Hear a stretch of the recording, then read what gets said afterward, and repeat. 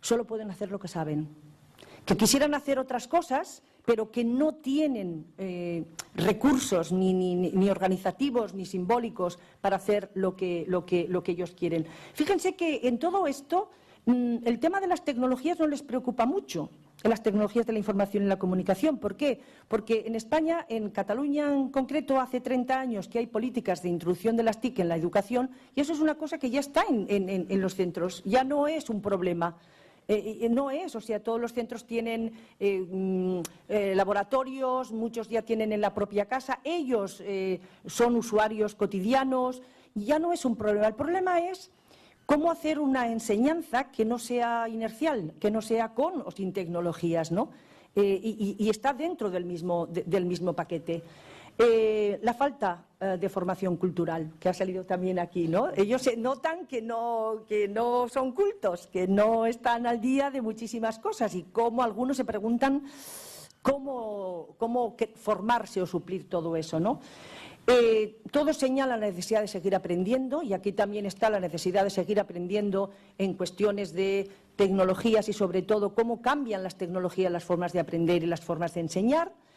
Una cosa muy importante que lo remarcaban todos los grupos el miedo a llegar a ser como los profesores de los centros de las escuelas a los que van, que ya han perdido las ganas de enseñar. Eso les da pavor. Decir, yo a ver si dentro de 20 años, que aún me faltarán otros 20 para jubilarme, porque allí no nos jubilamos con 25 años de carrera, allí uno se jubila a partir de los 65 y ahora no sabemos ni nos jubilaremos a partir de los 67, ¿no? Entonces, claro, dicen, yo tengo 22, 23, 24 años, dentro de 20 años pues tendré 40 y tantos años, me quedarán otros 20 para jubilarme y yo me voy a convertir en una persona amargada como muchas que encuentro que siguen yendo a la escuela porque se tienen que ganar la vida. Eso les da pavor, les da mucho pavor porque no saben cómo resolverlo. Y esta es una pregunta que nos hacemos nosotros con los profesores en los centros de formación. ¿Quién forma a los formadores? Porque la formación que los chicos y las chicas que han acabado, nosotros hemos trabajado con gente que había acabado el año anterior, o sea que era el primer año que estaba trabajando y con gente que llevaba un máximo de 5 años. Y ellos mismos te decían, es que la formación que hemos recibido no está actualizada, no tiene en cuenta los problemas del mundo actual. Entonces, claro, los formadores de profesores, muchos ya tenemos una edad. ¿Quién nos forma a nosotros? Claro, yo siempre digo que tenemos que seguir estudiando cada día, pero eso no es el caso, ¿no?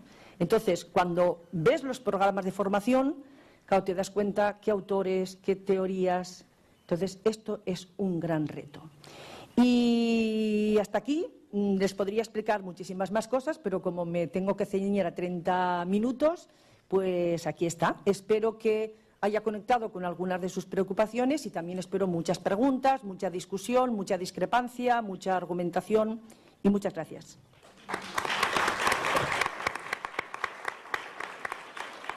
Muchas gracias, Juana. Y bueno, voy a presentar a la doctora Patricia Salas O'Brien, que es licenciada en Sociología y magíster en Estrategias de Desarrollo y Políticas Sociales por la Universidad Nacional San Agustín de Arequipa.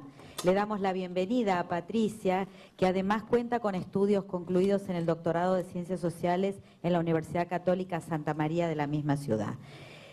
Patricia además actualmente desempeña el cargo de ministra en la cartera de Educación de la República del Perú y va a compartir con nosotros reflexiones, decisiones y angustias, me dice en este momento, algunas angustias en relación con el tema que nos ha convocado en este panel, que tiene que ver con el desarrollo profesional de los docentes. Muchas gracias. Buenas tardes con todos, con todas. Mi agradecimiento al IPE, no solo por la invitación, sino por la colaboración que le está prestando al Ministerio de Educación precisamente en estos temas y en los temas de planeamiento en los que venimos empeñados. A mí me pidieron un poco conversar acerca de lo que sería la formación docente respecto a los desafíos actuales. Entonces vamos a tener una primera entrada de lo que yo siento que son los desafíos actuales. Quisiera precisar que esta presentación está compuesta de la experiencia que me tocó vivir a mí como presidente del Consejo Nacional de Educación, entonces movilizando durante 6 años en el conjunto del país para tener una política de Estado desde y con la ciudadanía, y matizando en ello momentos no solamente de escucha a los padres, a los maestros y a los estudiantes, sino también matizando con algunos procesos de investigación de otros y propios también. Y luego con lo que significa estar en la gestión ya a cargo del Ministerio de Educación, intentando que la educación para nuestros niños sea de calidad con equidad. El trabajo lo podemos, digamos, más o menos organizar en 3 grandes ejes. Uno es cómo mejoramos los aprendizajes, todo el conjunto de recursos que tenemos los estados en materiales, en currículo, en procesos diversos para que los chicos y las chicas aprendan, las evaluaciones, etcétera. Tenemos una pata puesta y anclada en nuestros profes, necesitamos profes comprometidos y en el marco de una carrera pública renovada, y en la gestión, que para nosotros es una condición de sostenibilidad de lo que haremos. Si el aparato de gestión falla, las posibilidades de que lo que hagamos se quede o que funcionen son menos probables. Entonces, esos son, digamos, los 3 grandes ejes en los cuales organizamos la gestión. Entrando al tema docente, permítame plantear un poquito la problemática. Yo voy a correr un poquito puntuando cosas que estoy segura han tratado durante estos 2 días. Lamento no haberlo escuchado, me perdí para variarlo mejor, el poder aprender. Pero bueno, están ahí para que ustedes los puedan ir leyendo también. A nosotros, y a mí en particular, me preocupan mucho estas 3 situaciones. Primero, los docentes han sido abandonados. Los docentes han sido abandonados ya hace varias décadas, y han sido abandonados de muchas maneras, han sido abandonados en su formación, las cosas que decía Juana María hace un rato lo revelaba, ¿no? Entonces tenemos una formación de los docentes que ha sido muy descuidada. Lo mismo sus condiciones laborales y de vida, las grandes crisis que pasaron en América Latina entre los 60 y los 70, crisis que son económicas, sociales y que también fueron políticas, afectaron muchísimo lo que son las condiciones laborales y también las condiciones de formación de los docentes y también las condiciones de su propio trabajo diario. Esto de el profe que se siente solo, que no tiene un monitor, que no tiene un soporte, que no tiene algún tipo de elemento que le va diciendo sí, por acá vas bien, o cuidado que aquí estás metiendo la pata, ¿no es cierto? Entonces, nuestros docentes están abandonados de muchas maneras y por mucho tiempo. Una segunda área problemática que me parece importante considerar es este cambio de condición socioeconómica de los docentes, ¿no? Si nos ponemos muy atrás, los docentes podían venir del A o del AB, para simplificar, luego estaban en el B, ese B ilustrado, ¿no es cierto? Y ahora tenemos nuestros docentes, particularmente que se llama, en el Perú, calculo que es más o menos en América Latina, en el CD. Con lo que significa esto de carencias de recursos en lo que podríamos llamar capital social, en subjetividad y un conjunto de elementos, ahorita se decía, sienten que no son cultos, por ejemplo, y eso tiene que ver con algunas de las características de la pobreza, pues, ¿no es cierto? En cómo las poblaciones en situaciones de pobreza tienen esas carencias. La carencia no solamente de cuánta plata tengo en el bolsillo, sino también cuánto poco acceso tengo a bienes culturales, simbólicos, etcétera. Y luego tiene que ver el impacto en el capital humano y social de los docentes, qué significa este cambio de la situación socioeconómica y que nos debe plantear, por lo tanto, retos diferentes en la lógica de formación y también en la lógica de políticas públicas para los docentes. Por supuesto, el otro tema está en los cambios de paradigmas, tanto en los cambios de paradigmas pedagógicos como en los cambios de paradigmas del desarrollo de la sociedad. A esto se suma que tenemos en la materia educativa y en la materia de formación docente y de nuestra visión de los docentes algunos dilemas, ambigüedades o si quieren debates no resueltos con los cuales coexistimos en la vida escolar en general y en la política pública, ¿no? Cuando hablamos, por ejemplo, sobre maestros, esta idea de que el maestro es el apóstol o el segundo padre o el orientador de vida de los estudiantes, contra esta idea de que no, que es un profesional que tiene responsabilidades acotadas, que tiene un bagaje de herramientas, objetivos precisos respecto a lo que es su función como profesional en un punto dado. Entonces, esos dos planos no los hemos resuelto, ni en la forma de decir uno de estos es, o en la forma en que combinamos esos otros, y que además esto es una ilustración de seguramente algunos otros que a ustedes les pasa por la cabeza. Respecto a la educación, también tenemos ese tipo de dilemas. ¿Cuán instruccional o formativa es la escuela o debe ser la escuela? ¿Cuánto para el trabajo, para la universidad o para la vida? Y tenemos un cruce extraordinario también. Quienes trabajamos o estamos cerca de la educación, vivimos toda la vida entre, pucha, ¿cómo hago para que ese chico aprenda a leer bien? ¿O cómo hago para además enseñarle seguridad vial, ciudadanía, equidad de género? Y cuánta cosa más aparece en la sociedad, aparece una organización, un activista, un político o incluso un padre en familia que dice, en la escuela también les deberían enseñar, y podríamos hacer una lista interminable de estas cosas. Y la otra está sobre la escuela, ¿no? ¿Qué tipo de escuela es la que queremos, la que necesitamos, la que podemos soportar o la que podemos hacer realidad, ¿no? Si es este espacio controlado o este espacio flexible del que se hablaba, si es un espacio cerrado, si es un espacio abierto, si es un espacio, por último, es una organización, digamos, ahí hay un conjunto de elementos que creo que no hemos terminado de configurar lo necesario para acotar un poco mejor nuestras tareas y darles un sentido digamos, de menor margen de error, por lo menos. En este plano, también un desafío importante es el para qué educamos, y una pregunta para mí central, sobre todo en América Latina y sobre todo en los países andinos, es recuperar el sentido de futuro. ¿Cuánto nos dejaron las crisis? ¿Cuánto nos ha dejado esta lógica exitista o competitivista en las conciencias de que el futuro no existe y que lo que tienes que asegurarte es el presente como puedas, donde puedas, de la mejor manera posible? Entonces, es muy complicado decir que voy a hacer un plan, que tengo que progresivamente lograr esto o aquello, o que en perspectiva mi vida podría ser así, y por lo tanto yo tengo que educarme, formarme o aprender cierto tipo de cosas.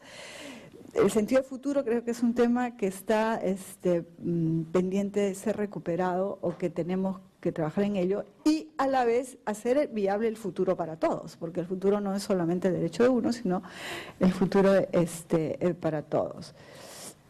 Entonces, cuando nos ponemos en el Perú es un país que va creciendo en su economía, tiene el desafío de convertir esa economía en desarrollo económico sostenible, y eso pasa por muchas otras cosas: competitividad, valor agregado, valor añadido, clústeres y un conjunto de elementos importantes que implican unos saberes, unas competencias determinadas en la población y en la sociedad como conjunto también. Significa pasar de la lucha contra la pobreza a el derecho a ser incluido y a tener desarrollo social de las poblaciones. Y eso no solamente es más empleo, sino mejor empleo, servicios universales, salud, educación, no solamente políticas focalizadas.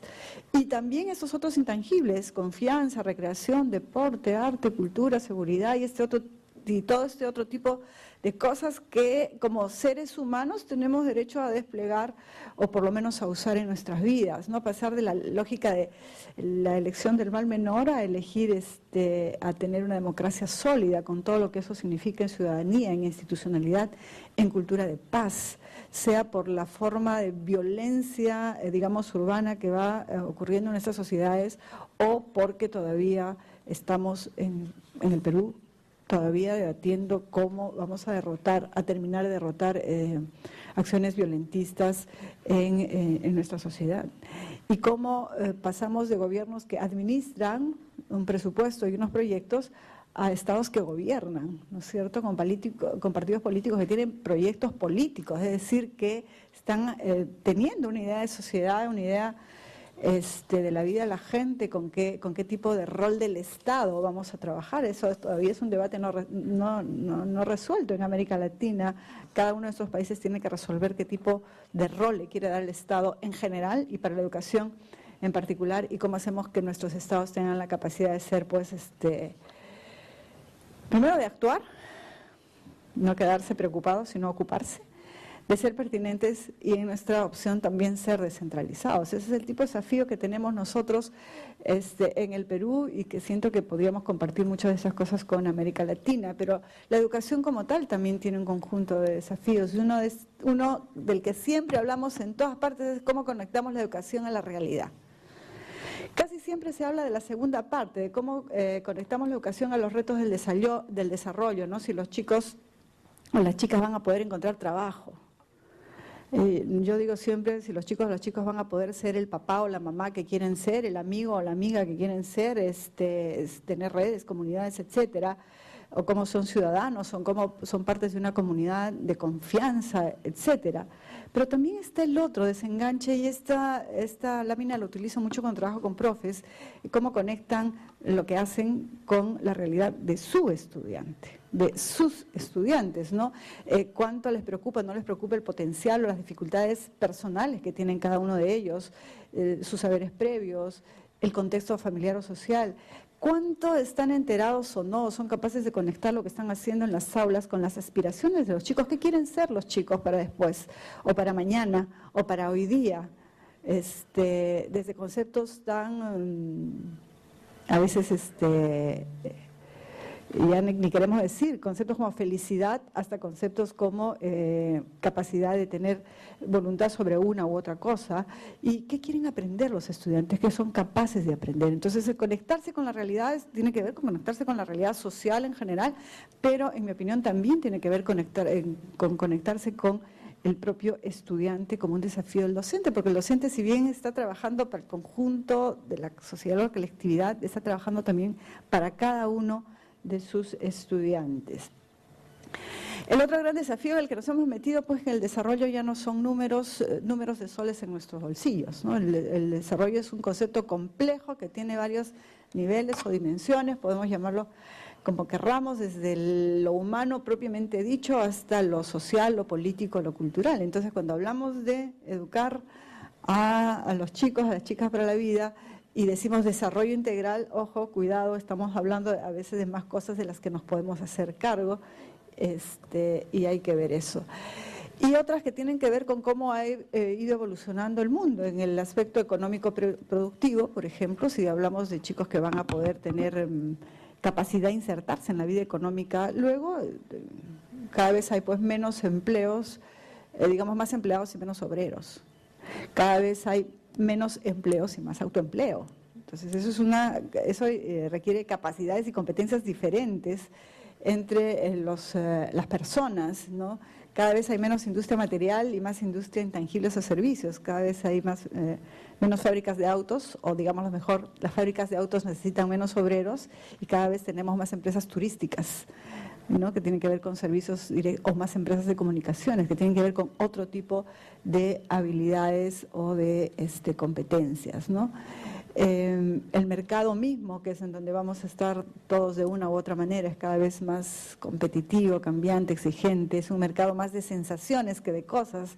No es raro que la industria de la diversión y el entretenimiento tenga los niveles que tiene ahora. Si no vemos cuántos canales de televisión hay, cuántos tipos de tours se ofrecen a la gente, spas y ese tipo de cosas, donde han puesto en el centro del mercado ya no las cosas, sino nuestras sensaciones.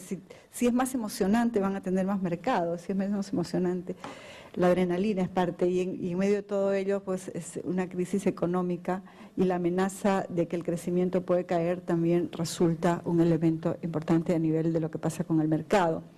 La empresa y las organizaciones también han ido cambiando en estos tiempos y requieren de competencias diferentes. Una organización más plana quiere decir que el grupo de trabajo necesita tomar más decisiones. Por lo tanto, las competencias de tomar decisiones serán más valoradas que las de seguir instrucciones. Las organizaciones más verticales dependen mucho más del jefe y las decisiones que se tome. las más horizontales dependen más de los propios equipos de trabajo. Lo mismo pasa con la flexibilidad, la democracia y el tema de la creatividad. La creatividad es una condición de competitividad. Entonces necesitamos menos gente repetitiva, más creativa. Algunas de estas cosas ya están puestas en la lógica de las pruebas PISA, por ejemplo, ¿no es cierto? Y respecto a la tecnología también, más allá de los instrumentos, las herramientas o las máquinas, que son la rápida asociación con tecnología, también está el cómo se hace, ¿no? Los procesos son cada vez más automatizados, entonces no necesitamos que el chico aprenda a hacer zapatos, sino que aprenda a manejar la computadora que hace los zapatos.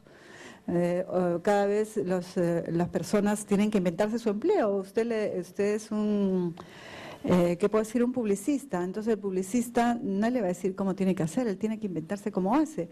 Muchas veces nosotros que nos movemos al mundo profesional nos contratan para algo y uno luego tiene que configurar su trabajo. Es más, tus términos de referencia son un poco vagos. O eventualmente el primer producto del trabajo, de la consultoría, es haga usted su plan de trabajo, a ver si lo que yo quiero es eso que usted me va a ofrecer, ¿no? Entonces, estos son competencias diferentes para la gente que va al mundo a trabajar, ¿no? Y que tenemos que plantearnos en el proceso formativo. Lo mismo pasa con lo que es la organización del trabajo y la gerencia.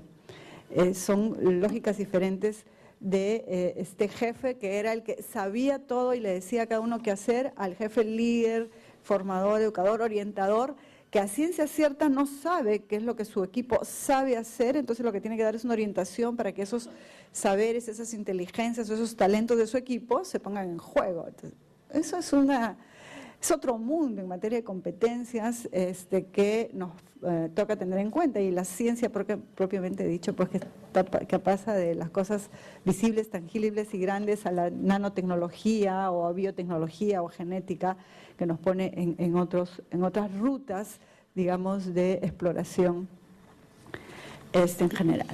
El otro gran desafío de nuestra educación son los resultados que estamos obteniendo en el sistema educativo.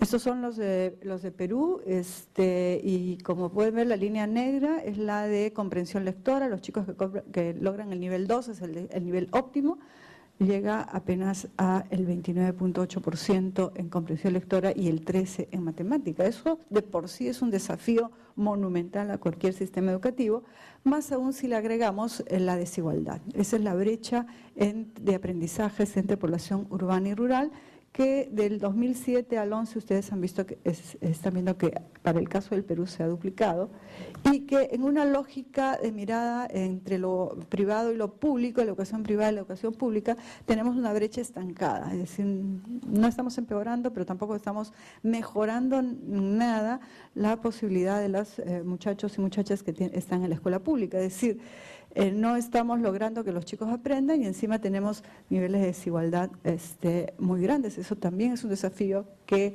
como sistema educativo y como educadores a los docentes se nos tiene que poner enfrente. Luego están los paradigmas pedagógicos en sí mismos. Calcula, ¿cuántos de ustedes son docentes, maestros, maestras? Ya, pues entonces saben de eso más que yo, que no lo soy, ¿verdad? Les han cambiado el chip, pues, les han cambiado el chip en todo lo que es la pedagogía. Tiene lógica si miramos cómo se van cambiando los desafíos de la educación, ¿no? Entonces, ya no es suficiente que el chico pueda repetir bien lo que yo le expliqué en la clase o lo que estaba en su libre texto. Ahora tenemos que educar para pensar, crear, para que tengan capacidades, para que puedan organizar, decidir y por último, para que tengan confianza y no nos tengan miedo, ¿no? Que esa es una fundamental. Está el ultimito, esto del temor y la desvalorización, pero los chicos mientras más quietos y callados eran, mientras más miedo le tenían al profe, era mejor alumno, ¿no? Eso ya no cuenta.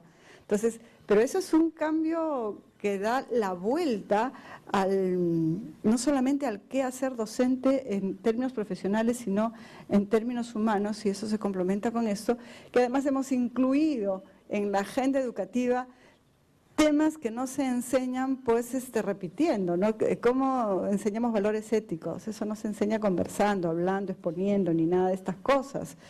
O ciudadanía o equidad de género. ¿Cómo enseña equidad de género una maestra que no tiene roles de género en condiciones de equidad en su casa? O viceversa. o que es golpeada, o que es maltratada, o que tiene que criar sola a sus hijos, ¿no? Entonces son desafíos que llevan al sistema de creencias mismo, no solamente el maestro, sino de la familia y del propio alumno. Entonces ahí con frecuencia el diálogo entre la familia y la escuela, el maestro y el padre o madre, es un diálogo de sordos porque están en sistemas de creencias diferentes y eso complica mucho la vida en términos pedagógicos y también en términos del tipo de información que necesitan los maestros. Para hacer ese tipo de educación, la calidad, la cualidad y la cantidad de información que necesitan los maestros es mucha más de la que necesitaban para repetir su libro de texto. En el Perú lo que tenemos es el Proyecto Educativo Nacional como Política de Estado al 2021, que tiene como sello equidad con calidad, o calidad con equidad, como ustedes quieran, pero son dos conceptos que para nosotros no deben desligarse jamás. Y que en su visión tiene una formulación que plantea el aprendizaje de todos desde el inicio, es decir, nos plantea dónde empieza la educación, nos plantea la educación en términos de lo que pueden ser o deben ser las capacidades básicas para el aprendizaje, lo que significa el vivir en una comunidad, el convivir o vivir con otros, todo lo de ciudadanía, derechos y apoyo a la comunidad, y también el contexto en donde nos toca vivir ahora, que es natural, que es cultural y que es global. Desde esa lógica, nosotros en el Ministerio de Educación nos planteamos como políticas, algunas políticas para el desarrollo docente. En primer lugar, hablamos de desarrollo docente, no hablamos de carrera pública, no hablamos de formación docente, sino queremos hablar de desarrollo docente. Y sentimos que los desafíos van, por lo menos en estas 4 líneas, que tiene que ver con recuperar la pedagogía como espacio de relación entre el Ministerio y el Estado. Nosotros no queremos que la relación entre el Ministerio y el Estado sea solamente una relación laboral. También creemos que debe ser tener la pedagogía como contenido. Creemos que es indispensable reconstruir la institucionalidad y los términos de la relación laboral con el Ministerio, entre el Ministerio y el Magisterio. Es muy importante que haya instituciones, sindicatos, mecanismos de trabajo, diálogo, negociación, discrepancia y debate, para que podamos tratar los temas fundamentales y no entretenernos en temas menores de lo que son sus condiciones laborales, que siempre será un espacio de negociación y debe serlo. Redefinir los términos de la relación del magisterio con la sociedad. Nosotros sentimos que anda a desencontrar. Mientras la sociedad o la gente piense que cualquier profesional puede enseñar en lugar de un maestro o una maestra, algo falla en la relación del magisterio con el conjunto de la sociedad. Mientras un papá o una mamá le pida al maestro que su hijito siga llenando planas para sentir que aprende algo en la escuela, algo falla en esa relación entre el magisterio y la sociedad, tanto en la lógica de confianza de uno en el otro, como en la lógica de que la sociedad le debe pedir al maestro y qué es lo que el maestro le puede ofrecer a la sociedad. Y por supuesto también está la discusión del maestro como actor, como individuo, como colectividad, tanto en términos de individuo como de colectividad. ¿Qué le vamos a pedir al maestro? ¿Cuál es su autoría? Esto de que el maestro es el líder de la sociedad. ¿Cuánto de eso sí, cuánto de eso no? Eso hay que reconstruirlo o por lo menos discutirlo y poner algunas conclusiones en blanco y negro que nos ayuden a configurar las cosas que vamos a hacer y que queremos hacer con los maestros. Esto que se decía de cuál es la identidad del maestro, cuál es su autoconcepto. Acá se decía, ¿cuánto investigador? ¿Cuánto aplicador? ¿Qué relaciones hay entre una y esas otras cosas? Tenemos que conversarlas y debatirlas porque a la raíz de eso está luego qué vamos a convertir en política pública y qué vamos a convertir en presupuesto. En ese sentido, las políticas las estamos organizando en el Ministerio de Educación del Perú en 4 grandes pilares. Uno, lo que es la configuración de la relación laboral. Lo otro, lo que es el sistema de evaluación. Lo tercero, el sistema de formación y luego lo que estamos llamando la promoción de la innovación. En lo que se llama, en lo que se refiere a la relación laboral, a nosotros nos parece indispensable tener un marco legal claro, que dé confianza, predictibilidad de la vida laboral del docente. El docente debería saber de aquí a 5, 7, 10 o 15 años qué viene en su vida profesional, que es lo que podría ser un poco la carrera docente. Entonces, unos términos claros de eso, que se pueden seguir discutiendo, pero tener uno claro que además ayuda a una mejor negociación, porque sabemos más que estamos negociando con este piso salarial, con esta regla de juego, con estas formas de ascenso, etcétera, con estos beneficios y con estas responsabilidades. Eso nos parece indispensable. El Perú viene de tener un marco laboral en lo cual los docentes están divididos en dos carreras públicas. Estamos intentando tener una sola. Vamos a ver a cómo nos sale después de eso. El próximo año les cuento. Luego hay que tener un conjunto de normas complementarias porque carrera no es suficiente, hay muchas otras cosas que normar con los docentes, desde temas de salud ocupacional hasta cómo se movilizan en el territorio, entre unos y otras escuelas. Hay un montón de cosas pendientes de normar que en el desorden en que hemos tenido están pendientes de hacerlo. Y luego necesitamos información, necesitamos reconocer a los docentes, quiénes son, cuántos años tienen, qué quieren, de qué viven, de qué no viven, cuántos hijos tienen, etcétera. Si vamos a hablar de su desarrollo humano y profesional, necesitamos saber quiénes son y qué concepto tienen ellos de sí mismos, pero también en la lógica de gestión de personal. Creo que tenemos los ministerios la obligación de tener sistemas de gestión de personal lo más claros, los más organizados, los más transparentes, para cosas tan simples de que se les pague su sueldo a tiempo o tan complicadas como que puedan hacer la gestión de su jubilación también de una manera clara, razonable. O si hay algún enredo en alguna parte, el maestro sepa cómo, a quién pedirle cuentas. O si queremos hacer una reforma, saber en dónde hay que reformar qué. Entonces, organizarnos en la gestión de personal también es una obligación que nos parece y que estamos trabajando nosotros. En el Perú tenemos 4 sistemas de información para pagarle a un docente. Estamos trabajando para que haya uno de ellos que converse bien con los otros 4. La evaluación docente es un tema conflictivo, de debate y a la vez interesante, en el cual cada vez más vamos apostando los países por este. Lo primero que debe tener un sistema de evaluación docente es un marco de buen desempeño, que es el que marca la cancha. Es el acuerdo sobre el cual marcamos la cancha de qué le vamos a pedir nosotros como Estado a los profes y por lo tanto qué es lo que los profes están obligados a entregarle al Estado.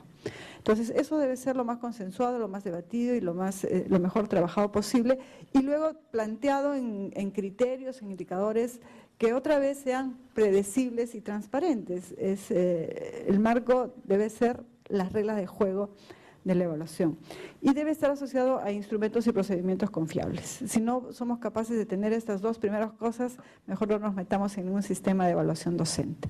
Pero lo otro es que, ¿para qué lo queremos usar? Lo queremos usar para que sea un motivador de permanente desarrollo personal y profesional, que nos permita ponerle a docente su propio sistema de medición de cuál es su siguiente paso y con ello eventualmente asociarlo a la carrera. En formación docente sí es un tema totalmente crítico porque está desde la desconexión entre la formación inicial y la que se hace para los profesores y maestros y maestras en servicio, con los desafíos de los que hablábamos hace un rato. De lo que hablábamos hace un rato no es cosas menores, sino cosas realmente grandes. Nosotros teníamos un debate entre qué es lo más importante en la formación docente, si que sepan los contenidos disciplinarios o que manejen bien los recursos pedagógicos.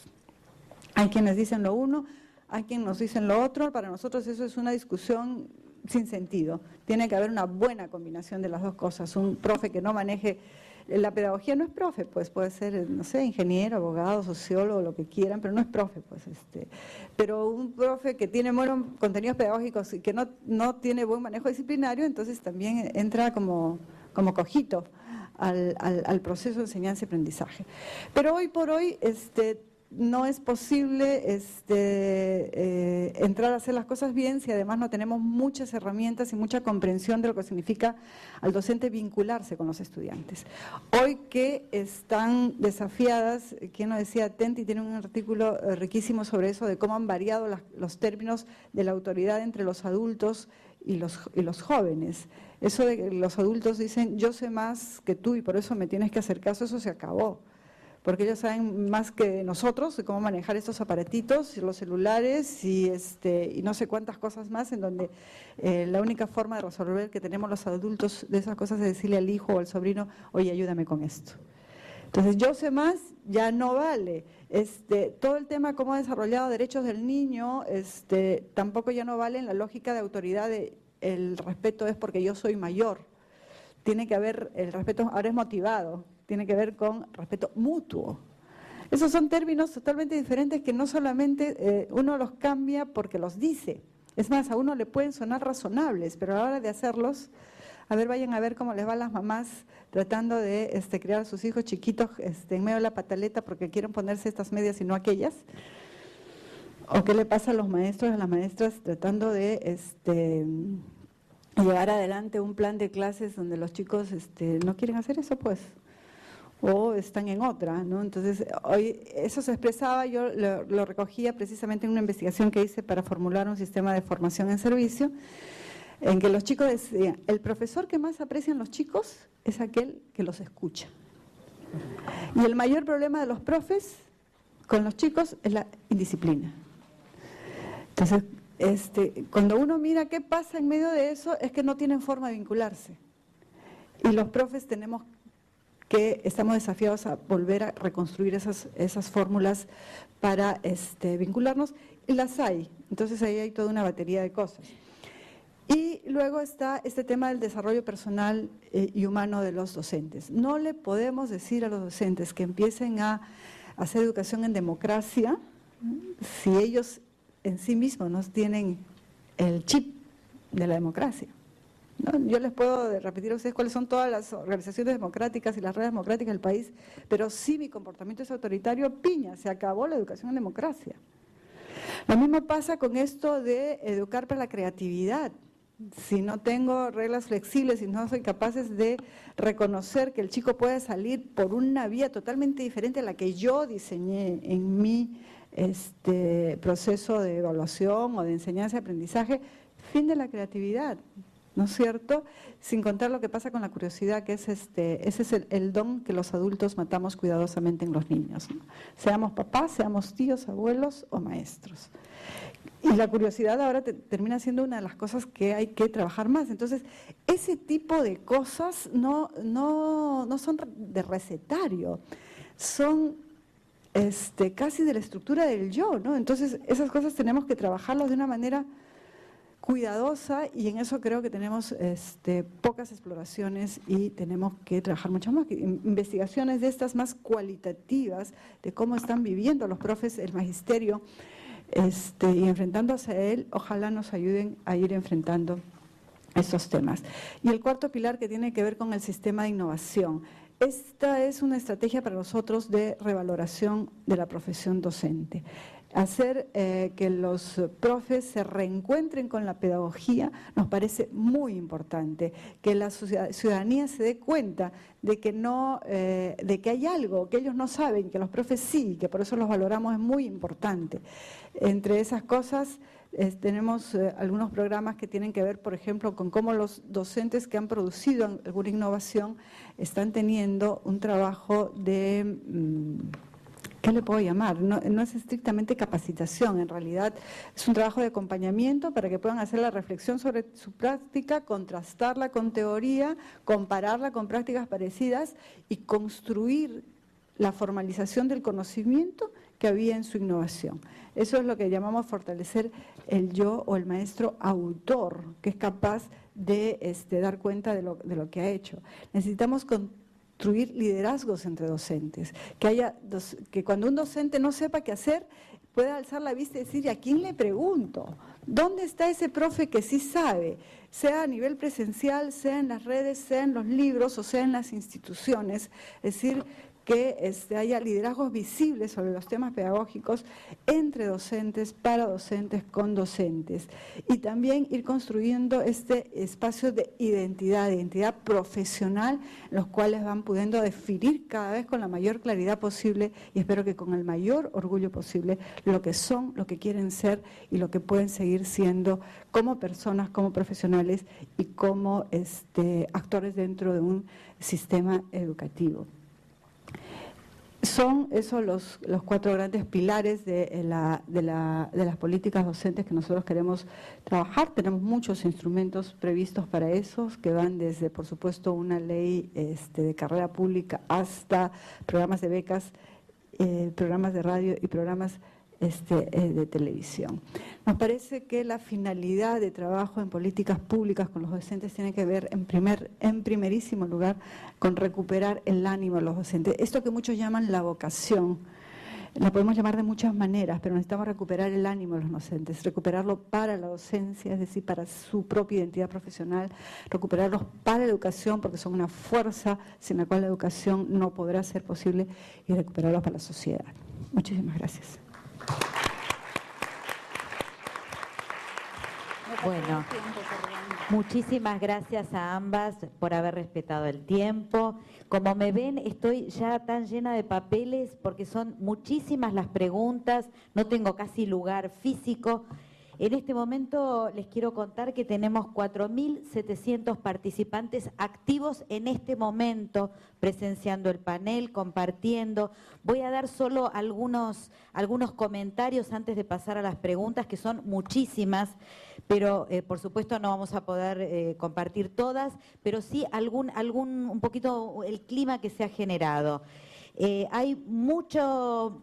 Voy a dar algunos datos del Twitter, por ejemplo, tenemos este panel promete, me convoca desde el título, este tema es excelente, maestra Sancho, dice Sonia Martínez, tenemos comentarios de qué bueno el tema de construcción de la identidad docente. Esto es un Twitter que ha aparecido muy fuertemente en este panel. Cómo convocó esta temática vinculada con la subjetividad de los docentes y con la identidad. Hay muchos comentarios en relación a cómo se construye esta identidad. Lo comparto por si alguna de ustedes después también lo quiere retomar en las preguntas. Hay un Twitter que también aparece con fuerza que tiene que ver con qué constituye la identidad de los docentes en los primeros años de trabajo, o sea, distinguir esto de la identidad docente en relación con las etapas del trabajo profesional. Después voy a hacer lo siguiente, hay varias preguntas que es para ambas panelistas, así que lo que voy a hacer es tomar una de estas y luego voy a hacer una para cada una, si les parece, si están de acuerdo las dos, ¿no? Bueno, la pregunta para ambas conferencistas. No estamos pidiendo demasiadas funciones a la escuela y por tanto demandamos docentes con una formación compleja. Esta es una pregunta de alguien de aquí presente en el auditorio Malva. ¿Una identidad o múltiples identidades? Tal vez deberíamos preguntarnos qué es lo que no puede faltar en la escuela para que sea tal. ¿Cuál sería la respuesta a esta pregunta? Bueno, no es sencillo de contestar, pero si alguna de ustedes quiere tomar esta, la vamos pasando. Patricia, bueno. La respuesta es sí. Le estamos pidiendo demasiadas cosas a la escuela y creo que sí tenemos que hacer el esfuerzo por configurarla mejor. Cuando yo decía ahí este dilema entre la escuela-espacio y la escuela-organización, ese es un problema que tenemos que resolver y tenemos que decidir con más claridad qué le pedimos a la escuela y por lo tanto qué le pedimos al maestro para que ambos tengan sensación de logro, para que ninguno tenga sensación de frustración y para que todos sepamos a quién le toca qué. Con frecuencia estamos pasando roles de la familia a la escuela. Entonces, lo que sí es importante que paralelamente a delimitar mejor el rol y la función de la escuela y por lo tanto el rol y la función del maestro, paralelamente los estados y las sociedades tengamos toda una política de apoyo para la función y el rol de los papás, las mamás y las familias. Porque sí necesitamos equilibrar esos dos espacios de responsabilidad con respecto al crecimiento de los niños. Y por supuesto hay un tercero que es el de la comunidad. Entonces, no podemos hacer que toda la responsabilidad del crecimiento y el desarrollo de los niños, de los jóvenes, esté asignada en la escuela y con frecuencia eso es lo que hacemos. Entonces yo allí estoy muy claro. Una de las posibilidades de eso es negociar mejor el currículo. Si negociamos mejor el currículo escolar, podemos a partir de ahí empezar a mirar esas delimitaciones. Pero repito, en una lógica de Estado y de sociedad implica mirar qué y cómo vamos a trabajar con la familia y qué y cómo vamos a trabajar con otros agentes comunitarios. Gracias, Patricia. Sí, sí. Yo estoy de acuerdo que quizás se le pida muchas cosas a la escuela. Alguien decía que cuando la sociedad se pica, se rasca en la escuela. Yo no sé si esto tiene sentido en Argentina, ¿no? Cuando hay todos miran a la escuela, ¿no? Y quizás, pues eso, le pedimos demasiado para lo que ponemos en ella, ¿no? O sea, esto sí. Y luego preguntaban qué es lo que no puede faltar en la escuela. Yo diré lo que a mí me gustaría que no faltase en la escuela, cada uno, ¿no? Para empezar, yo no entiendo, yo empecé dando clases hace muchísimos años a niños de 4 y 5 años y he seguido dando clases a personas mayores, pequeñas, etcétera, etcétera. Yo nunca he entendido eso de la multiplicidad de roles, o sea, yo creo que para enseñar y para aprender tienes que mirar a los ojos, tienes que ser empática, tienes que pensar en el otro, tienes que ver en qué contexto vive, tienes un día que a lo mejor poner cara seria, otro darle una sonrisa, tienes que hablar con el padre, tienes que hablar con la madre. Y a mí siempre me pareció que esto era mi función de enseñar y aprender. O sea, a mí nunca se me ocurrió, no, ahora hago de policía, ahora hago de maestra, ahora hago... Yo siempre he entendido que cuando tú quieres enseñar y quieres aprender de alguien, pues haces diferentes pasos y diferentes... Es como si dijeras, hombre, para bailar, pues ahora soy no sé cuánto y ahora me hago piruetas y ahora... No, o sea, bailas, pues bailar es todo junto y necesitas música y necesitas un espacio y necesitas... Yo no puedo entender esto de los diferentes roles. Yo entiendo la enseñanza del aprendizaje como un proceso entre seres humanos, en diálogo entre los seres humanos y con el mundo que les rodean. Y yo allí hago muchísimas cosas, pero es que cuando yo aprendo también hago muchas cosas. Miro, interpreto, indago, pregunto, salgo, entro y no se me ocurre, mira, ahora estoy haciendo de escuchador, ahora estoy haciendo de no sé qué. Yo no, quizás es que tengo una mente muy integrada, no lo sé. ¿Qué me parece que no puede faltar en la escuela en este momento? A ver, yo creo que cuando se crearon los sistemas escolares hace, pues eso, 150 o 200 años, como había poca información y la mayoría de la información que había pues estaba en unos libros que eran carísimos, el profesor pues sí que tenía que ser depositario de una información y tenía que traspasarla a los chicos y de unos saberes que no estaban en la sociedad. En estos momentos... a mí me parece que ir a la escuela para que te expliquen lo mismo que puedes encontrar en 50 millones de sitios más, a mí no me interesa. A mí, yo estoy hablando de mí. Ahora estoy hablando de mí, no me interesa. Yo le pediría a la escuela que fuese un lugar donde la gente se encuentra emocionalmente y socialmente segura, acogida, donde puede ser, donde puede expresarse, donde tiene que responsabilizarse de su propio proceso, donde toda la información que puede encontrar en 50 lugares le dé sentido, la interprete, la cuestione, Eso es lo que a mí me parece que no puede faltar en la escuela. En la escuela, tal como yo la veo en este momento. Yo en estos días me han hecho una entrevista para los caminos de Tiza y luego también he hecho una intervención para un evento que tendrá lugar dentro de poco. Y he dicho lo siguiente, cualquier examen que puede contestar Google, para mí es un insulto a la inteligencia de los alumnos. Y la mayoría de los exámenes que se hacen en estos momentos en las escuelas los puede contestar Google, porque son conocimientos de tipo factual y declarativo. Pero eso para mí en la escuela sobra. O sea, esto ya está en todos los lugares. Para mí lo que no puede faltar en la escuela es un espacio para el ser, un espacio donde del fraccionamiento que hay en estos momentos, toda la cantidad de inputs que tenemos, toda la información que nos llega, podamos pararnos y podamos decir, todo esto a dónde nos lleva. Esto es lo que para mí no podría faltar en la escuela de hoy. Gracias. Seguimos con las preguntas. Ahora voy a Juana. Hay muchas preguntas para que especifique las cuestiones de la investigación, cuestiones metodológicas, que se las vamos a pasar para que ella, si en algún momento tiene ganas, después pueda, a partir de los foros, a lo mejor compartir. Pero bueno, vamos a pasar a otra pregunta. Hay una pregunta en relación con la cultura digital y la leo. Si la cultura digital implica un nuevo contexto de aprendizaje, ¿qué desafíos se le presentan para el desarrollo profesional de los docentes? ¿Digitalizar la escuela o escolarizar lo digital? Para Juana. Yo llevo muchos años lidiando con este tema de las tecnologías de la información en la comunicación, en la educación. Soy como una pirámide de Egipto en este tema, ya soy historia, ¿no? Comencé en esto a principios de los 80 con el primer programa de informática educativa que hubo en España y que fue uno de los pioneros, incluso en Europa y tal. Y desde entonces no he parado de estudiar, de investigar y tal, ¿no? Y una cosa que he hecho es estudiar mucho historia de la tecnología y filosofía de la tecnología. Y cuando tienes una visión de conjunto, lo que te das cuenta es que cualquier herramienta producida por los seres humanos transforma las maneras de hacer. No nos manejamos, no transitamos por las ciudades, ni las ciudades son las mismas en este momento que en la Edad Media por el tema de los autos, ¿no? De los coches.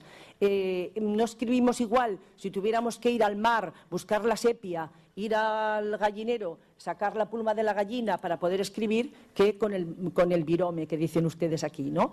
No es lo mismo. Entonces, claro, las tecnologías de la información y la comunicación transforman de manera poderosa la manera en que nosotros utilizamos los signos, la manera en que nos relacionamos con esos signos, las formas, las cosas en las que pensamos. En este momento el pensamiento es global, o sea, el pensamiento es totalmente global, no es solamente contextual, ¿no? Y también la comunidad, los ámbitos del pensamiento. Entonces, evidentemente cambia. No aprendemos en estos momentos igual que hace pues 10 o 15 años. No aprendemos de la misma manera. Hace 10, 15 años era importante retener los datos. Ahora la gente no retiene nada. Agarra el móvil. El otro día estaba en una clase en la universidad y hablaba la primera computadora que hubo compatible y tal. Y un chico empieza a mirar. Digo, ¿miras contenido de clase? Y dice, sí, estoy mirando en internet a ver qué año se sacó la primera computadora. O sea, ha cambiado. Entonces, claro, ahora la información ya no es un valor. Ahora el valor es el conocimiento y la sabiduría. La información está ahí. Tenemos mucha información, pero ¿quién es capaz de dar sentido a esa información? Solamente un conocedor. Entonces, ¿digitalizar la escuela? Pues yo no la digitalizaría más de lo que... A ver, yo siempre digo, Ferran Adrià, no sé si lo conocen, es un cocinero español que tiene fama mundial porque dice que ha sido el mejor cocinero del mundo. Siempre cuando habla, él no habla de la tecnología que utiliza en la cocina, que utiliza muchísima, ¿eh? El huevo a 30 grados, el no sé qué, pero no habla de eso, habla de filosofía de la cocina. De cómo transformar los alimentos en sabores, en texturas, etcétera, etcétera. Yo creo que nosotros tenemos que hablar de lo mismo. ¿Qué quiero que suceda? ¿Por qué quiero que les valga la pena a los chicos levantarse a las no sé qué de la mañana y venir a la escuela? ¿Que luego utilicemos la computadora? Pues muy bien, pero ¿y si no tenemos computadora? Pues utilizaremos otra cosa. Mejor que la utilicemos porque nos puede llevar a muchos sitios, pero no para escribir mi mamá me mima, mi mamá me ama. O sea, sino para buscar, o para copiar directamente de Wikipedia, ¿no? Sino para crear, para comunicarnos con otros, etcétera, etcétera. Y escolarizarla al mundo digital depende de qué tipo de escuela que hablamos. Si es la escuela tal como está organizada hoy, no, por favor. Si es la escuela tal como que es unas clases, un profesor, un currículum cerrado, una incapacidad de ir más allá de lo que está, no escolaricemos lo digital. Si es la escuela como a mí me gustaría que fuese, que es un lugar para aprender, me da igual que esté debajo de un puente que en medio del desierto, un lugar para cuestionarse, un lugar para ir más allá de la información dada. Entonces sí, bienvenida sea la escolarización de lo digital, pero depende de qué entendamos por cada una de las cosas. Gracias, Juana. Voy a hacer una pregunta para Patricia. Viene de Colombia y dice lo siguiente: uno de los retos es el indagar qué es lo que quieren aprender los estudiantes y luego confrontarlo con lo que ofrece la escuela. Es necesario determinar la proximidad entre lo que el estudiante quiere y lo que la escuela ofrece. ¿Considera que la flexibilidad curricular es indispensable para que los estudiantes y familia se enamoren de la escuela? Sí, por supuesto. A ver, sí, digamos, la escuela, el maestro, la maestra tiene que ser absolutamente sensible y ser de oídos y poros abiertos a los intereses de los estudiantes. Pero también tenemos que tener claro que la escuela debe tener una agenda. La escuela no está ahí para hacer nada en particular tampoco, ¿no es cierto? La escuela tiene que tener una agenda y si no la tuviera, desaparecería la razón de ser de la escuela. Entonces, en eso hay que ser muy claros. ¿Cuál es la agenda de la escuela? ¿Para qué tenemos escuelas en las sociedades? Eso hay que decidirlo. Y acoplando con la pregunta anterior, las computadoras son y van a ser parte de nuestras vidas, por lo menos un rato hasta que alguien invente otra cosa. Entonces, los chicos necesitan competencias para vivir en la vida con eso. 2, es verdad que la información ya no resulta el valor agregado que pueda dar la escuela, pero entonces lo que hay que trabajar son otras capacidades, por ejemplo, cómo se busca. Cómo se busca información, cómo se discrimina información, cómo se valora información y cómo se usa información. Esas que son capacidades que, digamos, estaban en la segunda o en la tercera línea de preocupación en la escuela, cuando lo importante era transmitir información. Ahora que la información sobra por todos los costados, entonces lo más importante es saber cómo buscamos información. Y luego cómo la usamos y para qué la buscamos, porque no interesa tener 10 toneladas de información, sino qué vamos a hacer con ella, ¿no es cierto? Entonces, ahí hay un tema que creo que es importante de trabajar. Entonces, flexibilidad sí, porque sin flexibilidad no es posible crear y no es posible encontrar rutas de conocimiento, pero no hay que olvidarse de la agenda que se tiene.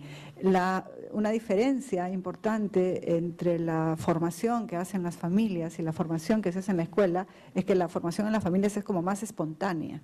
La formación en la escuela es más intencionada. Tiene una intención, tiene un objetivo y hay que cumplir con ese objetivo. Lo que no quita que tengamos que ser lo suficientemente creativos para empatar ese objetivo con la vida de nuestros estudiantes y lo que va a ser su vida fuera de la escuela. Porque no educamos para la escuela, sino para vivir en la vida, no dentro de la escuela.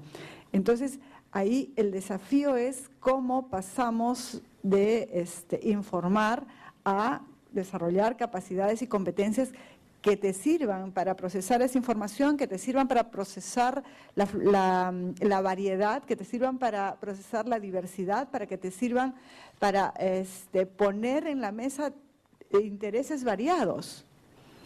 Y desde allí también encontrar qué cosas queremos que nuestros estudiantes aprendan y para qué hemos fundado una escuela. Eso me parece que es una responsabilidad importante de los maestros y las escuelas. ¿Hay que pasar un día lindo en la escuela? Sí, pero tiene que ser tan lindo como productivo. Creo que hay que tener cuidado en combinar los objetivos de la escuela con las características de la escuela. La escuela, y voy a permitir repetir algunas de las cosas que has dicho, debe ser un lugar seguro, de acogida, flexible, motivador, estimulante, donde la gente quiera ir con alegría, pero a la vez con esas características cumplir un conjunto de objetivos. Ese creo que es un tema que tenemos que ir matizando. ¿Y tenemos esta también? De otra. ¿Me permite? Ahora sí, como no, Juana, igual ahora te voy a preguntar. Con lo que ella dice poniendo un ejemplo. ¿Cómo no? Sí. Es que me ha venido Sí. con esto de la flexibilidad, el interés de los alumnos y conectarlo con la escuela.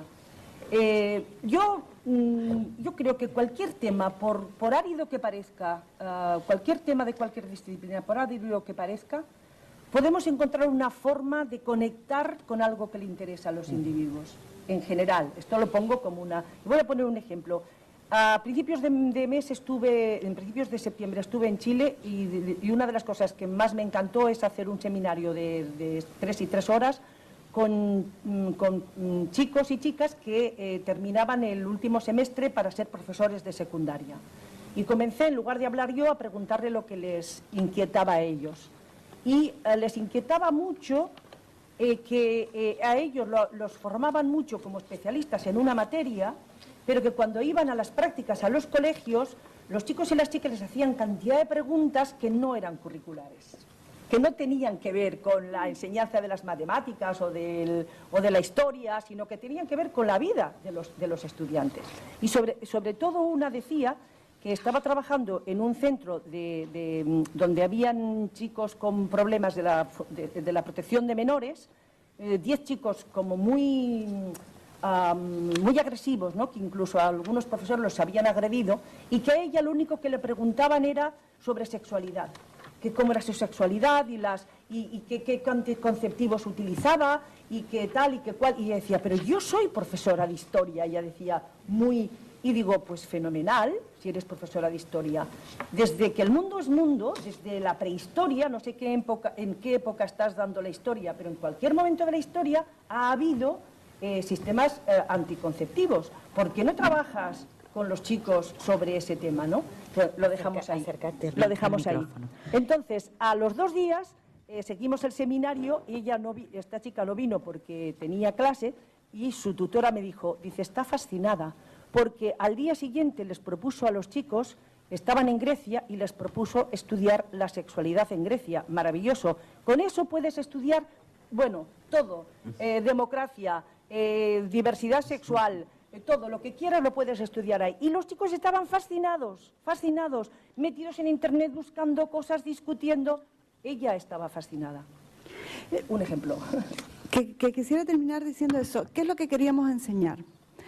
El tema de aprendizaje era sexualidad, o eventualmente el tema del aprendizaje es cómo los chicos son capaces de identificar un proceso histórico y cómo se concadena una secuencia de sucesos en una lógica de un hecho que se desencadena con actores que confluyen, con intereses que se ponen en juego, etcétera. Porque entonces el estudio histórico de la sexualidad que logró enganchar el interés de los chicos, lo que estás generando es una capacidad para que puedan hacer un estudio histórico de lo que les dé la gana, o eventualmente tener la capacidad de juicio para evaluar el proceso histórico que está viviendo hoy día, y en donde la noticia del día puede ser, pues no sé, que excarcelaron a un delincuente X, y él puede hacer un conjunto de conexiones porque en el ejercicio de ese estudio él o ella desarrollaron un conjunto de capacidades que son las que va a usar para otras situaciones. Entonces, ahí es donde podemos ir trabajando la lógica del objetivo que tiene la escuela con los intereses de los estudiantes y la infinita creatividad que necesitan los maestros. Bueno, hay una pregunta que nos vuelve también a hacer foco en el tema del panel, que tiene que ver con el desarrollo profesional, y dice: si concebimos el trabajo docente como social y colaborativo, ¿qué nuevos formatos de desarrollo profesional necesitamos? Me gustaría, no sé cuál de las dos la quiere tomar. Para mí, el formato profesional Acércate al micrófono, El Juana, formato por profesional favor. que por lo menos a mí me ha ido mejor, como yo soy docente y me sigo, espero, desarrollando, porque si no me sigo desarrollando es que me paro, es trabajar en grupos de colaboración. Yo creo que el trabajo, o sea, lo que es la formación en el centro, a partir de proyectos de mejora de la propia enseñanza, no de proyectos externos, sino de proyectos de mejora de la propia enseñanza, de lo que la gente está haciendo, no diciéndoles lo mal que lo hacen, sino recuperando todas las cosas más positivas que tienen. Para mí es uno de los modelos más interesantes de desarrollo. Yo he hecho varias asesorías y seguimientos en centros y trabajando todo el claustro a través de un proyecto, de una línea que ellos deciden. Por ejemplo, un año eligieron el tema de la autonomía, cómo aumentar o cómo fomentar la autonomía del estudiante a la hora de aprender, ¿no? Entonces yo lo primero que les decía, vamos, al tema de la autonomía, primero ponernos de acuerdo en qué es autonomía. Claro, lo que no me pueden decir es, como me decía una profesora que decía, autonomía es que los niños hagan solos lo que yo les digo. Claro, si alguien me dice que entiende que la autonomía es que un niño haga solo lo que ella le dice, ahí ya empezamos a tener un problema. Entonces, claro, la autonomía significa que tú puedes llegar a sitios donde tú no has previsto. Y entonces tú, como profesor, lo que tienes que ver es qué valor tiene el sitio donde ha llegado el alumno y hablarlo con el alumno, ¿no? Entonces, yo una cosa que les digo siempre, a los profesores les digo, a ver, cuando tenemos una línea de formación que nos ayuda a hacer lecturas, a revisar nuestras prácticas, etcétera, etcétera, tenemos que preguntarnos, de lo que estamos haciendo ahora, ¿qué es lo que nos parece que es muy valioso y no tenemos que perder? Esto es una cosa fundamental. ¿Qué es lo que nos parece que tenemos que erradicar, que no funciona, que no, que hay cosas que vemos que no puede ser? Entonces, bueno, vamos a ver cómo vamos a hacer desaparecer eso. Hay cosas en las que ya tenemos claro que queremos avanzar, ya lo visualizamos. Entonces vamos a ver de qué herramientas y de qué recursos nos dotamos, pero no perdamos. Vamos a ver qué queremos soñar, qué queremos, algo que todavía ni siquiera nos lo podemos plantear, porque con las gafas que tenemos ahora no lo podemos ver. Porque si en el proceso de formación no ves cosas que no veías cuando has empezado, para mí no hay desarrollo. Habrás aprendido un poquito más de esto, un poquito más de aquello, pero si tiene que ver con lo que decías de la creatividad, de autorizarte a conectar cosas que en un principio pueden parecer desconectadas, autorizarte a ver cosas que te has negado o que no has podido ver porque en aquel momento, pues eso, no tenía las gafas precisas. Para mí esta es una vía de desarrollo profesional que además es continuo, que no es que voy a un curso y cuando vuelvo yo he cambiado pero mi centro no, con lo cual yo a los 2 días estoy igual. Es un trabajo conjunto de estudio, de discusión, de colaboración, etcétera. Gracias, Juana. Voy a simplemente, antes de pasar a la última pregunta, compartir algunos comentarios por Twitter. Rosa María Ramos Mon nos dice que el problema educativo es mundial. Sigamos escuchando lo que nuestros colegas plantean. Lo importante es avanzar. Abel Arias habla sobre la buena ponencia de Patricia. Mercedes Prado dice que en un mundo competente, mayor y mejor calidad en la formación para enfrentar los nuevos desafíos. Estoy leyendo solo alguna pincelada. Sonia Martínez dice, es imperativa la reconstrucción de la relación gobierno y docentes y estos con la comunidad. Y Jocelyn plantea cómo viven los maestros los cambios educativos. Hay varios twitters en relación a que el panel pudiera definir a qué se refieren con el cambio y que de alguna manera de qué tipo de cambio estamos hablando. Y para terminar, bueno, voy a compartir la última pregunta que es para Patricia. Dice, ¿qué significa y qué espacios concretos de relación significa recuperar la pedagogía como espacio de relación magisterio-estado? Casi nada, ¿no? A ver, para nosotros es muy importante que el desarrollo, reconocer que los docentes son profesionales y que en tanto y en cuanto son profesionales, entonces tienen una referencia disciplinaria, tienen un conjunto de instrumentos, metodologías, tienen unos enfoques y que eso lo aplican a una realidad y a una situación concreta que tiene que ver con el aprendizaje de sus estudiantes. Ahí hay un aparato de conocimiento, de metodologías y en conjunto de herramientas que no tiene ningún otro profesional, que los hace diferentes y que por lo tanto hace que tengan una misión en particular. Ese es un tema que, más allá del resumen que he hecho, que es absolutamente un borrador, es importante definir. Cuando conversamos con los docentes decimos, ¿por qué contratamos un médico? Porque yo no sé lo que hace el médico, entonces lo contrato para que me haga me hagan un servicio de algo que yo no sé. ¿Por qué contrato un abogado? Porque yo no sé lo que hace un abogado. ¿Por qué la sociedad contrata un maestro? Porque el resto no sabe lo que sabe hacer un maestro. Entonces, ahí hay un primer campo de acción que estamos trabajando. Segundo, que pondré a manera de ejemplo.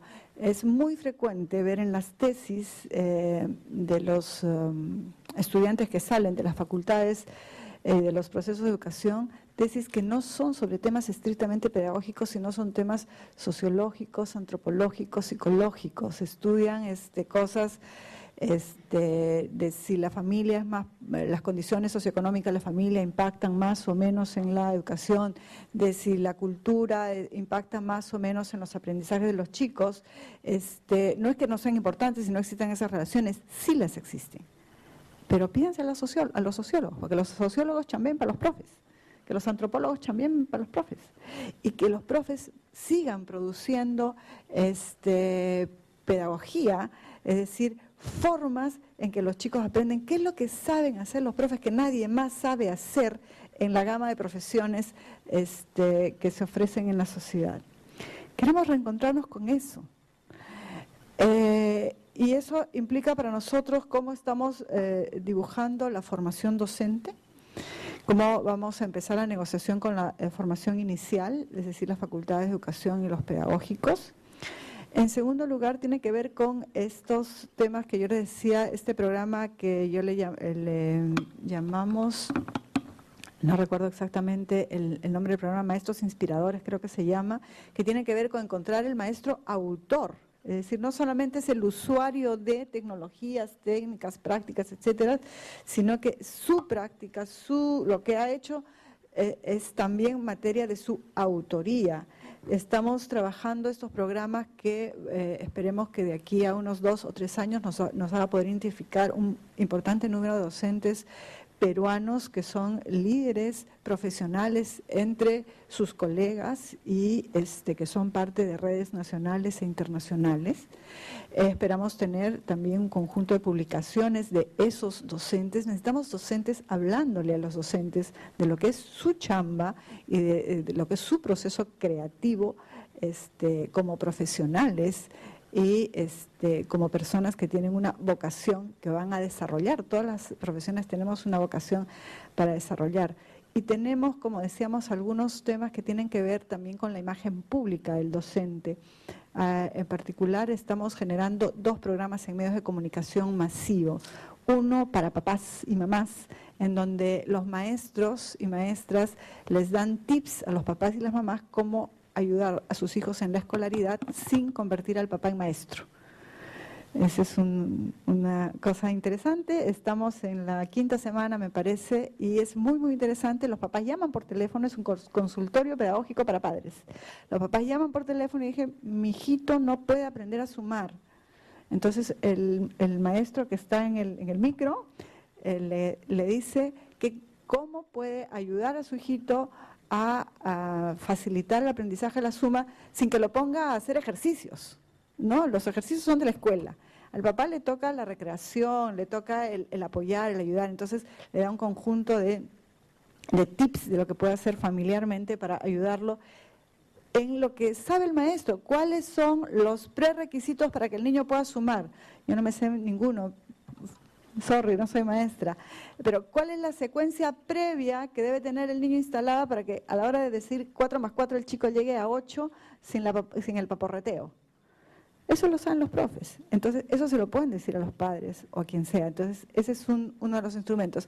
Y el otro que todavía está en camino, todavía no me sale, pero espero que salga antes de fin de año, es más bien un programa de televisión de maestros para maestros, en donde desde las prácticas de maestros de verdad, en donde estén, en el campo, en la ciudad, en áreas rurales, urbanas, pobres o no pobres, y haya un maestro o una maestra que haya hecho algo bien hecho, que haya logrado su objetivo. no tiene que ser extraordinariamente nuevo, tiene que ser bueno, tiene que ser útil para sus estudiantes. Entonces eso ponerlo en un programa de tele y luego discutirlo con un grupo de docentes de cómo se hizo, por qué se hizo, cuáles eran los referentes teóricos, cuáles eran los elementos de contexto, cuál es el conjunto de elementos que un maestro pone en juego para que sus 40 o 50 minutos de clase salgan bien, ¿no es cierto? Entonces, ahí tenemos algunos de los instrumentos, tenemos otros instrumentos como algunos concursos y algunas becas que nos ayuden a seguir animando a los docentes para que hagan este reencuentro con su práctica pedagógica. Yo, antes de terminar, quiero contar una anécdota. Me ha tocado en estos años ser varias veces jurado de concursos varios que se hacen entre maestros, que lo hacen diferentes instituciones. Y hay muchos maestros que presentan cosas de proyectos en la escuela que luego no saben a cierta cómo se conectan con los objetivos de aprendizaje que tenían en esa escuela. Entonces, los proyectos productivos es no sé, pues han hecho una granja de pollitos. Entonces te describen la experiencia muy bien, cómo compraron los pollitos, cómo criaron los pollitos, cómo y salió muy bien, y al final vendieron los pollitos y salieron ganando, no sé, pues X cantidad de plata con los pollitos, y fue un éxito porque lograron vender los pollitos. Bacán.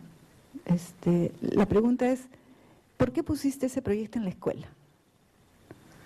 ¿Y cómo ese comprar pollitos, criar pollitos y vender pollitos, qué aprendizajes produjo de los que tú tenías planificados dentro de tu dinámica y de sus objetivos escolares? Ese tipo de links son los que necesitamos que se haga, que se pueda romper las paredes de la escuela, generar toda la creatividad del mundo, pero a la vez tener la capacidad de conducir y orientar hacia unos objetivos que nos hemos determinado y descubrir cuáles son los siguientes objetivos que el aprendizaje de nuestros estudiantes necesita para tener la educación de calidad a la que tienen derecho todos los niños, las personas en nuestras sociedades. Muchas gracias. Bueno, muchísimas gracias a ambas. Muchísimas gracias por los interrogantes, las preocupaciones, las reflexiones, y vamos a pedirle a Margarita que dé por el cierre del evento.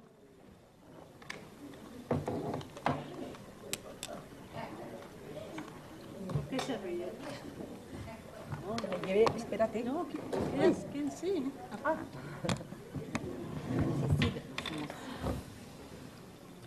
Bueno, estamos llegando ya al cierre de este seminario, con el cual estamos realmente muy satisfechos. Y a ver, me cuesta poner en palabras, porque estaba tratando de pensar cuál era la mejor palabra.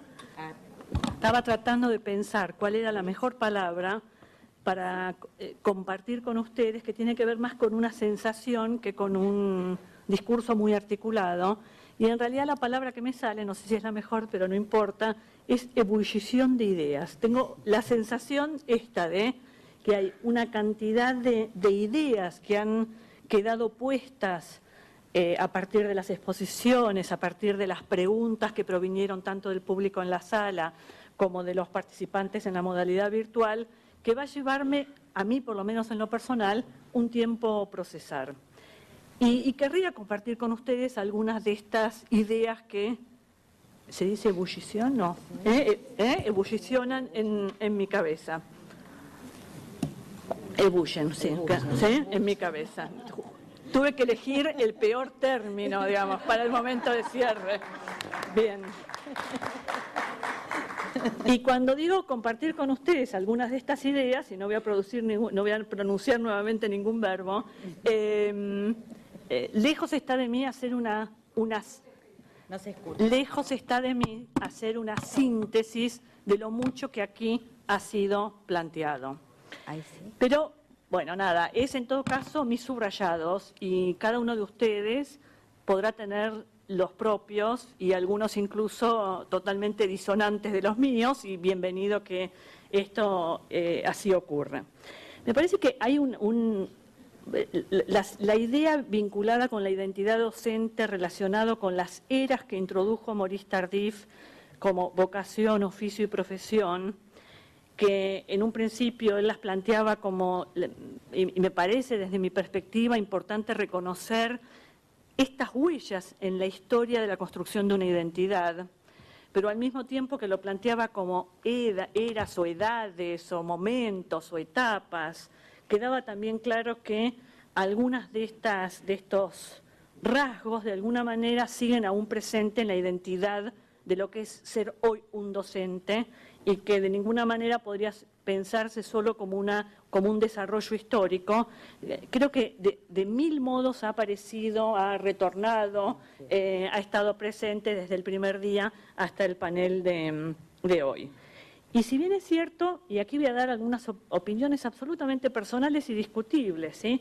Que podemos coincidir con el hecho de que algunos rasgos de la vocación aún siguen presentes, por lo menos desde mi perspectiva me parece que hoy la atención se está jugando particularmente más entre el oficio por un lado y la profesión por el otro. Esto no quiere decir que no haya, es lo que acabo de decir, rasgos de la vocación que emerjan, y uno los puede incluso recuperar cuando hace un análisis de los discursos que todos tenemos y construimos cuando hablamos de ser docente, pero me parece que la atención está más centrada en la definición de la identidad, más en relación con un oficio / trabajo, que es como aquí apareció, o la definición de la identidad definida como una profesión. Y simplemente a modo de hipótesis y para seguir pensando, y no quiero decir ni siquiera que con esto lo vuelva a sostener dentro de un tiempo, pero a mí se me ocurría que, o por lo menos yo encontré una cierta conexión con las siguientes cuestiones. Me parece que cuando la definición de la identidad docente aparece más vinculada con ciertas condiciones objetivas del puesto de trabajo, ser maestro o profe, ser maestro de inicial o de primaria, profe de secundaria, lo que implica cada puesto de trabajo en una y otra ocasión, sin duda aparece como en primer plano más el peso del oficio por encima de la profesión. Y me parece que cuando la definición de la identidad docente aparece vinculada con el conocimiento que se requiere y se moviliza, es el tema de la profesión la que aparece en un primer plano, sin que ninguno de los planos termine de desplazar de forma definitiva a los otros, porque creo que en definitiva están conviviendo en lo que es hoy la identidad de ser un docente. Esto que de alguna manera, no dicho así, porque en realidad lo pensé a propósito de lo que planteaba Emilio en relación con el conocimiento práctico y el conocimiento codificado o teórico, y todos sabemos, los que estamos en el campo, que estas dos denominaciones tienen en la producción específica muchísimas otras denominaciones que no voy a traer aquí, pero me parece que algo de esto está en juego y qué es lo que pasa a primer plano conecta directamente con priorizar, digamos, la condición de definición como trabajo o la definición de la identidad docente a partir de la profesionalidad y lo que esto implica en el desarrollo de la carrera de cualquiera de cada uno de nosotros que trabaja como docente a lo largo de su vida. Me parece que ahí hay un punto específico, por lo menos de mi perspectiva, para seguir pensando, que tiene que ver con esto de también qué conocimiento se está poniendo en juego y cómo este conocimiento de alguna manera es atravesado en la formación docente, tanto en la inicial como las numerosas instancias de formación que todos los docentes tenemos a lo largo de nuestra trayectoria. Sin duda, y creo que con esto van a coincidir muchos de ustedes, la formación docente tiene que ver con un espacio y un tiempo en una institución específica que produzca rupturas en el sentido común, rupturas en el conocimiento tácito, no para que el conocimiento tácito quede desplazado del escenario, porque sigue constituyendo y formando parte del conocimiento que ponemos en juego cuando trabajamos como docentes.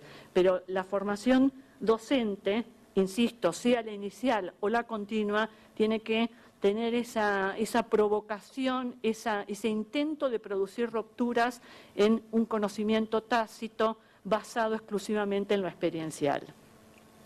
La otra cuestión que me apareció, y acá voy a hacer polémica, y no importa, y tal vez no políticamente correcta, porque en algún caso voy a, muy respetuosamente, discutir algunos de los diagnósticos que fueron planteados aquí en este seminario por distintos panelistas y expositores, y también tiene que ver con una sensación, y me hago cargo porque yo también lo pude haber dicho en el pasado. Tengo la sensación que cuando hacemos diagnósticos sobre la formación docente, en general terminamos caracterizando unas instituciones con un grado de desvalorización importante. Y esta desvalorización muchas veces se extiende a los formadores y a los estudiantes en formación.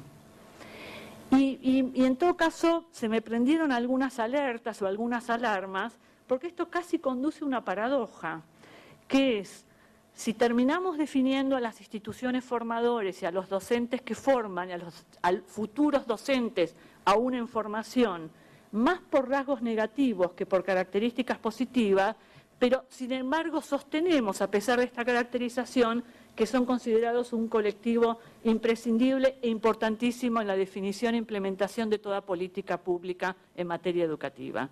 Digo, a mí en principio esto me interpela, me abre interrogantes, me cuestiona, lo que no quiere decir que tenga una visión ingenua respecto de las instituciones formadoras y de los actores que las pueblan, y las instituciones formadoras sin dudas deben revisarse a sí mismas en el sentido también de interrogarse ellas. Pero me parece que también, al mismo tiempo que se subrayan los aspectos tal vez no tan felices en la formación, me parece que es también importante reconocer los efectos que sí producen y los esfuerzos que se ponen en ello. Y cuando estoy hablando acá de producción, no lo estoy hablando en un sentido próximo al producto fabril, sino como efectos de una práctica.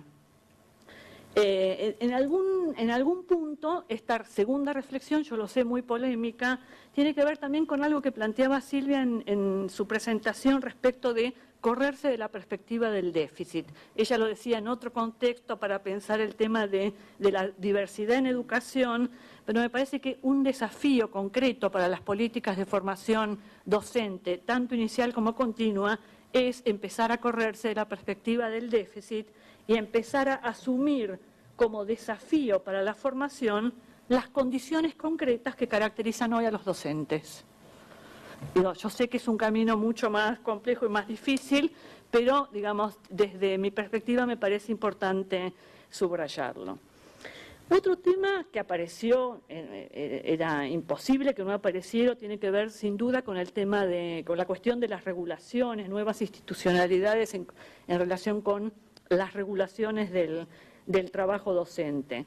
Y aparecieron desde distintas perspectivas, sin duda, aquellas que están vinculadas con determinados paradigmas, y esta idea de poner contexto a las regulaciones del trabajo docente me parece que vino también de la mano de distintas presentaciones, me parece sumamente importante, paradigmas, contextos en los cuales el Estado tiene siempre un papel bien definido, no quiero decir el mismo, pero siempre tiene un papel definido. De la primera a la cuarta vía que hoy por la mañana recorrimos, obviamente este Estado tuvo y se caracteriza de modo distinto, pero me parece que es importante tomarlo en consideración. Junto con esta idea de articular el plano de las estructuras al que lleva inmediatamente la cuestión de las regulaciones con el plano de las interacciones en la vida escolar cotidiana y cómo éstas interjuegan en la definición de esto que es el trabajo docente. La otra cuestión que me parece importante tiene que ver con cómo las regulaciones de la vida, del trabajo docente, de la vida de los docentes en las instituciones, no se puede escindir de la organización curricular y de la organización institucional. Fue dicho prácticamente así por Estela. Es algo que hace mucho que sabemos, también sabemos la dificultad que esto supone cuando las políticas pretenden intervenir, digamos, articuladamente en esta trama tan compleja. Pero justamente las políticas que no pueden pensar esta complejidad son las que después terminan teniendo patas fallidas a la hora de, por lo menos, producir aquellos efectos que intencionalmente pensaban producir y que justamente por el desconocimiento de esta trama de condiciones resulta a posteriori difícil los cambios que ellas se proponen. Otra cuestión que me resulta muy interesante para compartir con ustedes, y esto viene fundamentalmente del panel de las organizaciones sindicales, de los representantes de las organizaciones sindicales, tiene que ver con el tema de la superación de la endogamia. Y apareció, por lo menos desde mi perspectiva, desde mi escucha, desde dos cuestiones, ¿sí? Apareció, por un lado, con la importancia de una escuela abierta con fuerte inserción social y comunitaria. Pero también apareció la superación de la endogamia, más allá que explícitamente así lo planteó Guillermo, en términos de la responsabilidad social que tiene el movimiento sindical hoy para incorporar a otros colectivos sociales. Entonces, lo colectivo, término que también apareció mucho a lo largo de este seminario, no tiene que ver solo con pensar lo colectivo en el trabajo docente, aunque por supuesto sí tiene que ver con... A ver, no tiene que ver solo con pensar lo colectivo en el trabajo docente, sino cómo este trabajo se resignifica con otros colectivos sociales que tienen algo que decir respecto de lo que acontece en la educación. Y casi por último, querría también marcar otra reflexión en la que me quedo pensando, que tiene que ver concretamente con las políticas de formación docente, de nuevo aquí tanto la inicial como la continua, pero en donde no podemos desconocer que estamos, particularmente en la formación inicial de los docentes, formando actores, docentes, agentes, apareció de muchas formas, que se van a desempeñar o se desempeñan en un espacio público como es el espacio educativo, con su red de instituciones, niveles, modalidades. Y esta intervención en este espacio público que es el espacio educativo, sin duda conlleva responsabilidad colectiva, y aquí me parece que hemos tratado de reflejar a lo largo del seminario las múltiples responsabilidades que están en juego cuando estamos hablando de políticas docentes en general y, en definitiva, de políticas educativas, desde el Estado hasta, digamos, otras instituciones, organizaciones, actores que están involucrados. Supone pensar la intervención en este espacio público un Estado presente a partir de las regulaciones que produce. Y me parece que hay una cuestión clave que no podemos perder de vista cuando estamos pensando en la formación de los docentes como agentes que van a trabajar en este espacio público, que es que el espacio educativo es público cuando éste forma un público. Digamos, no estoy acá usando el tema de lo público solo en términos de gestión estatal o privada, estoy yendo, espero ser clara, mucho más allá de eso, ¿sí? Intervenir en un espacio público supone la idea de formar el público que conforma esa escena que es el espacio público, que no supone, lo hemos visto aquí, ni debe suponer homogeneidad, por el contrario, implica la sensibilidad para lo diverso y desde allí la construcción de ciertos objetivos comunes. Y aquí me parece que es donde más se pone en juego el compromiso ético-valorativo de los docentes, al que tantas veces se hizo mención, tanto en las presentaciones de los expositores como en los aportes, las preguntas, los comentarios que vinieron del público. En fin, simplemente estas son unas pocas ideas de esta ebullición de ideas a la que hacía referencia, en las que me quedo pensando y espero que muchas otras estén pasando por la cabeza de cada uno de ustedes, porque en definitiva un espacio como el de este seminario no tiene otro objetivo que esto, que provocar, por un lado el compartir ideas para pensar juntos, pero también que cada uno de ustedes después pueda seguir volando con las propias ideas que a propósito de lo planteado aquí se haya desarrollado.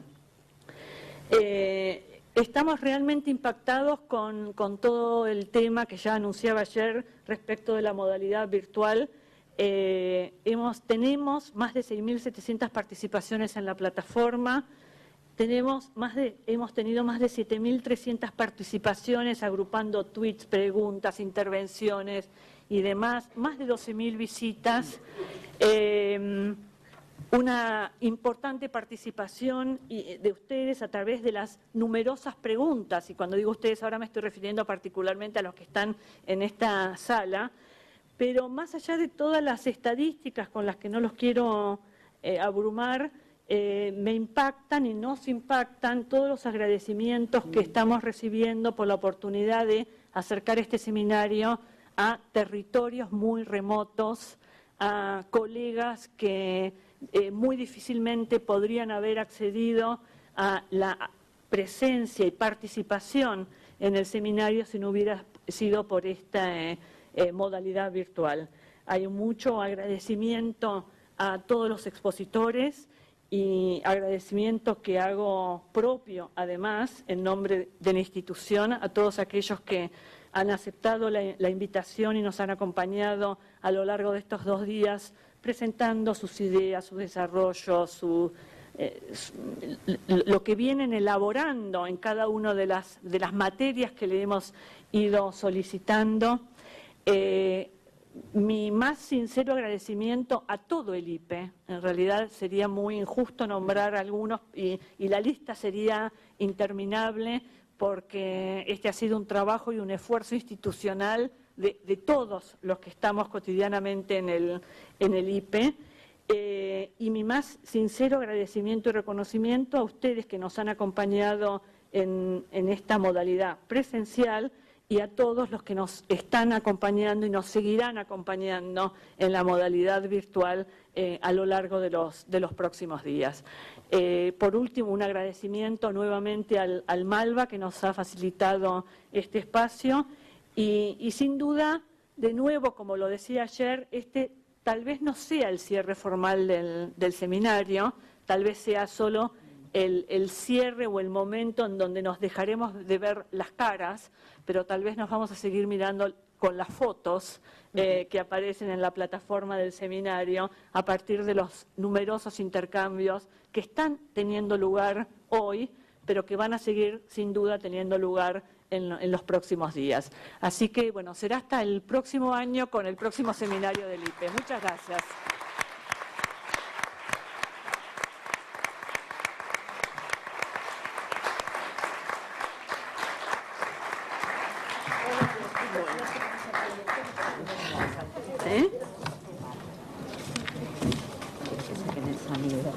Sí.